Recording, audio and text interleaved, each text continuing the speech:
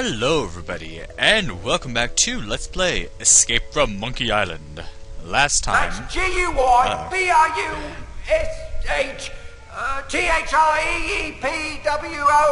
G-U-Y-B-R-U-S-H-T-H-I-E-E-P-W-O-O-D. Like I said, last time we came to Lucre Island. We met with Elaine's lawyers, and we found out that Grandpa Marley had some stuff for us in a safe deposit box in the bank vault. Nobody leaves until I get all the loot and safe passage out of here. But we come in here to get it, and somebody dressed as us and pretending to be us is robbing the bank. So they think we're robbing the bank even though we're here locked in the vault. I don't know. Anyway. This hanky has PP embroidered on it. I highly doubt that this belonged to Grandpa Marley. PP? Oh well. Let's take it.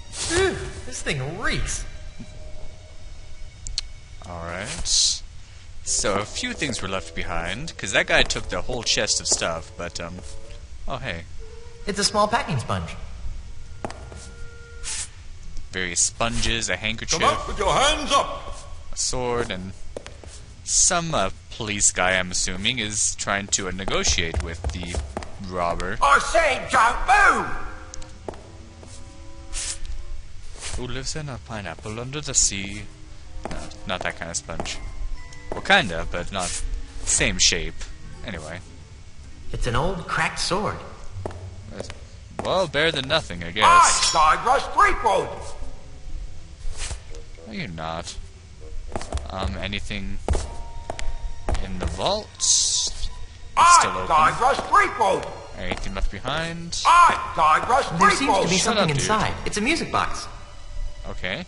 Come out with your Hey, hands there's up. a bottle of fine grog behind this music box. It's a cute little music box. And... It's a bottle of the 67 Chateau de Spittle.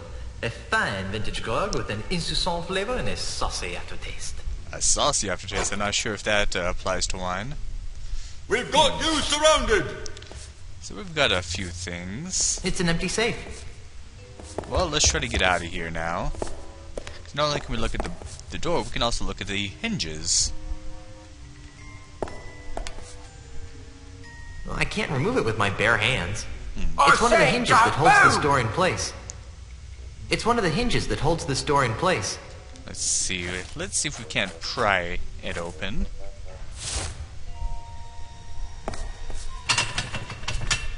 That didn't get me anywhere. How about the bottom one?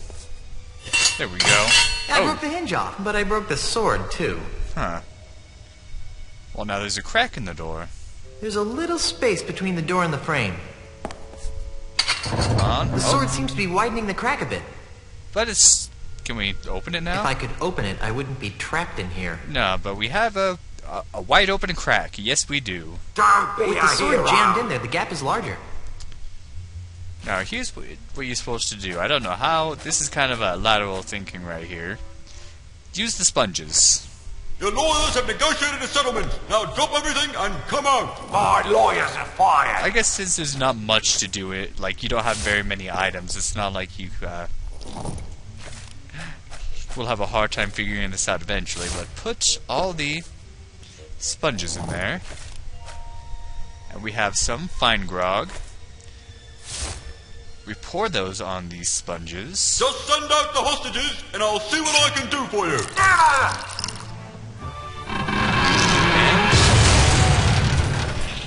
We get a frozen frame.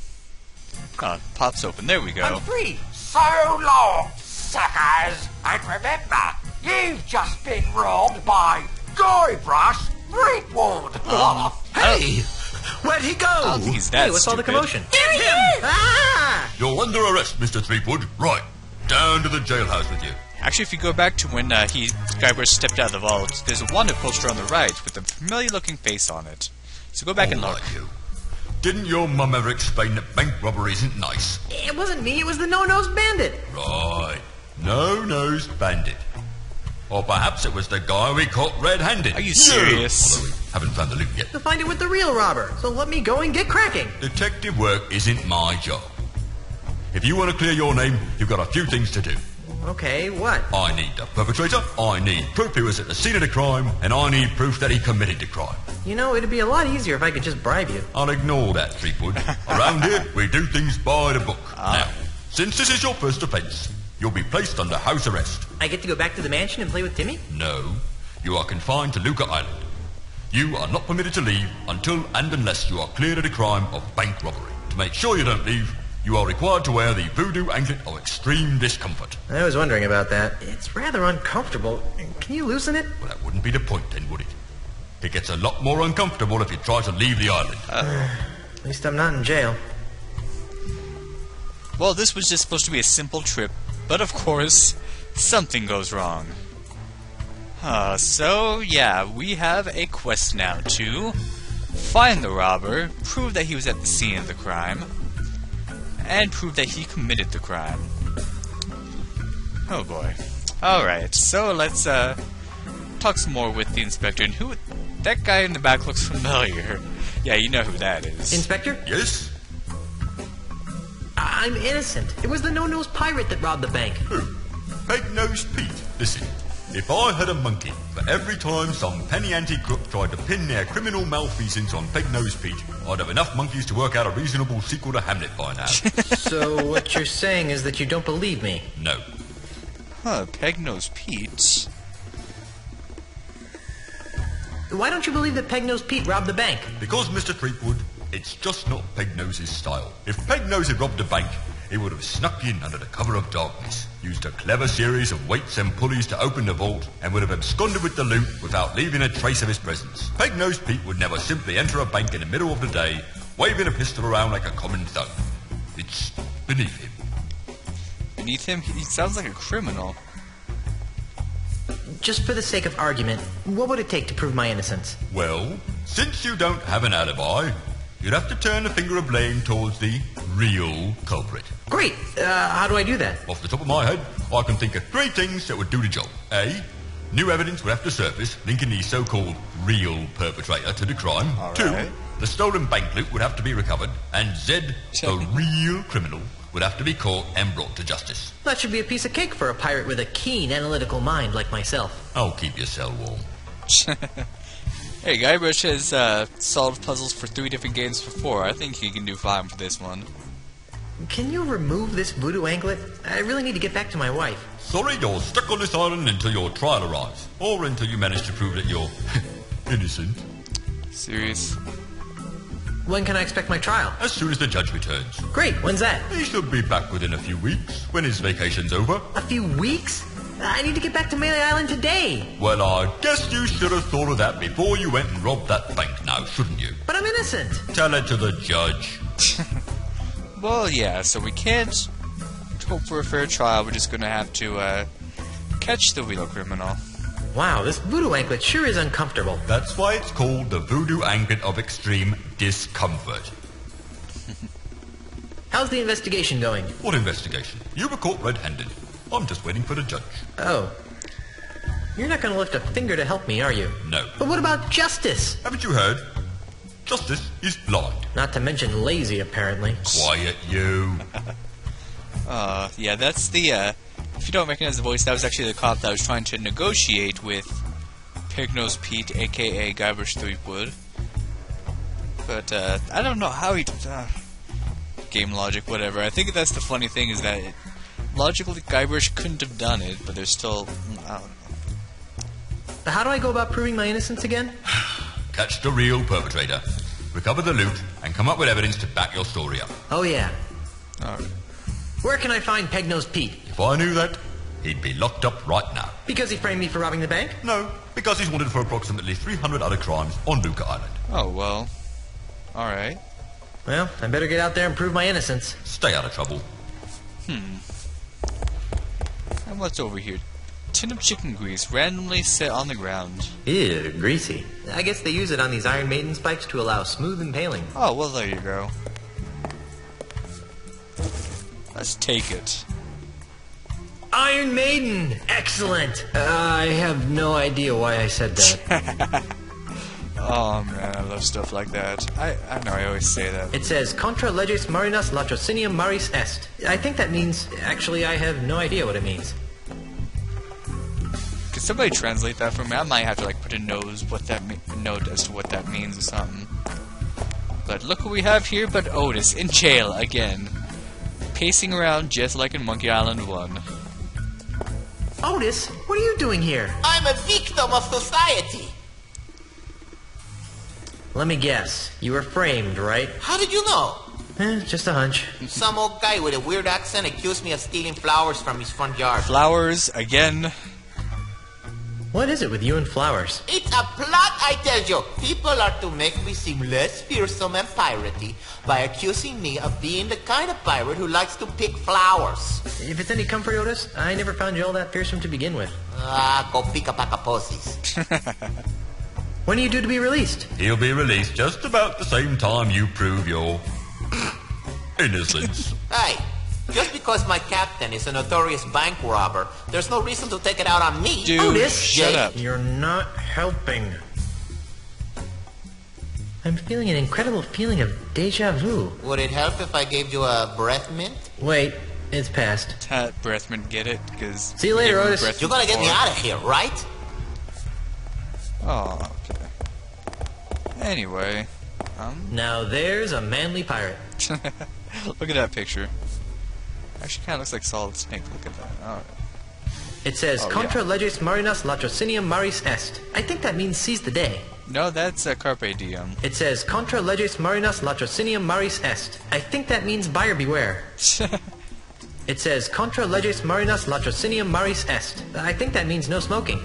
I did that on accident. I didn't realize It he has says, different Contra leges responses. marinas latrocinium maris est. I think that means authorized personnel only. It says, Contra leges marinas latrocinium maris est. I think that means privacy is against the law of the sea. Oh, that actually might be right, because Contra is against, Marinus is the sea. Don't It know the says, rest. Contra leges marinas latrocinium maris est. I think that means piracy is the law of the sea. Or it might be that. Because, yeah, legis is law. It says, Contra leges marinas latrocinium maris est. And I think that means do not feed the prisoners. It says, Contra leges marinas latrocinium maris est. I think that means, actually, I have no idea what it means. Alright. It sort of has like the same grammar structure as Spanish, so I can kind of understand some of the words, but not. Hey, I should bring Meat Hook here. He'd like this place. But I'm not very sure. So, let's get started doing stuff. Time to wander around aimlessly and have the game freeze. There we go. And this guy will be wandering around, but we can't talk to him. Hey, she looks familiar. Actually, I don't want to talk to her yet because there's another she's not very important, but there's another dialogue option that'll come up that has to do with her that I won't get unless I find something else out. So, let's explore over here. Hello there. What the? Hey! Hey, stop that. Ugh, that's not a pretty sight. Who the heck is this guy? It's a pile of empty perfume spritzer bottles. What's with all the spritzing, mate? Welcome to Sense and Sensibilities, where subtle fragrances from exotic lands transport you to worlds of romance and delight. My name is Hugo, and I am a licensed aromatherapist. Can Hugo interest you in one of our fine perfumes, colognes, or aftershaves? Colognes.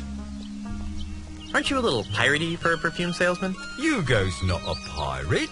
Hugo's a model citizen, making a positive economic contribution to the economic well-being of Luca Island. Uh-huh. You sure look like a pirate to me. But Hugo's not a pirate. Not anymore, leastways. How do you stop being a pirate? By taking Ozzy Mandrill's Pirate Re-Education Mail-Order Correspondence course. Ozzy What's that? Mandrill. It's a miracle, it is. In 3 weeks, it taught Hugo how to channel his destructive antisocial urges into more constructive avenues. Like selling scented bathwater. Precisely. Why would you want to quit being a pirate in the first place? Because Hugo could read the writing on the wall. Hugo saw that the pirate lifestyle was being marginalised by powerful outside interests. Hugo decided to get out while the getting was good. Yeah. Well, I can't say that's not a smart move. Doesn't Hugo miss being a pirate? Not especially, no. Although sometimes Hugo misses the wind in his face. And the wenches. And Hugo misses the grog. And the decks covered with the blood of Hugo's enemies. Oh, dude. But other than that, no, not a thing. Guys just eat. You wouldn't happen to have seen a no-nosed pirate run by here with a sack of loot, would you? No, but Hugo did see you run by here with a sack of loot. Wow, really? When I ran by here with a sack of loot, which way was I going? Towards the deepest forests of Lucre Island. Thanks. Okay. What's that ungodly stench you've been exposing to unsuspecting passers-by? That's our featured fragrance, Eau de la Chuck. Who'd want What? to smell like LeChuck? Oh, it's very popular among tourists wanting to capture that authentic swashbuckling mystique. But LeChuck smelled like a rotting corpse. We prefer to refer to it as earthy. So, I guess it's the zombie version that you're trying to get people to smell like?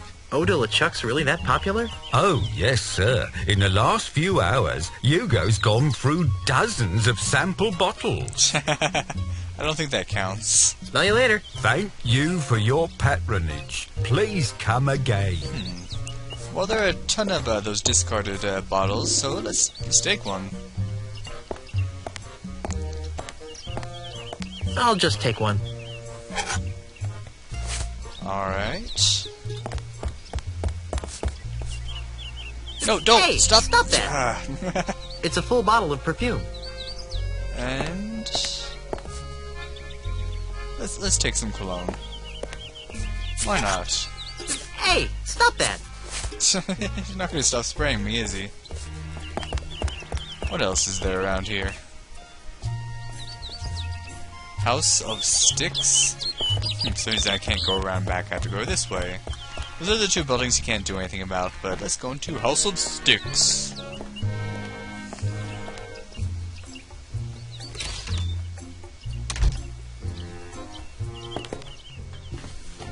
Freddy, Oh. where's my new walking stick? It's this guy. It's right over here, Mr. Mandrill. A brand new cane, hand-carved to the exact specifications of your previous stick. This is It Ozzy better be, Mandrill. or I'll buy up your putrid little shop and replace it with something useful, like a public urinal. I take it that you'll be putting this on your tab, Mr. Mandrill. What do you think? Yeah, remember he snapped his cane over his leg when he was out of the bank because he got pissed. You know, if I weren't a peaceable sort, I'd whack that gentleman over the head with one of my sticks. I wouldn't stop whacking until his brains leaked out all over my rustic, hand-polished hardwood floor. Yep, But you're a peaceable sort, right? yep. So, that is Ozzy Mandrill, the Australian... I'll just say right now, the Australian who's been buying everything up. Why would he be doing something like that? And what can we find here in House of Sticks? And can we prove our innocence?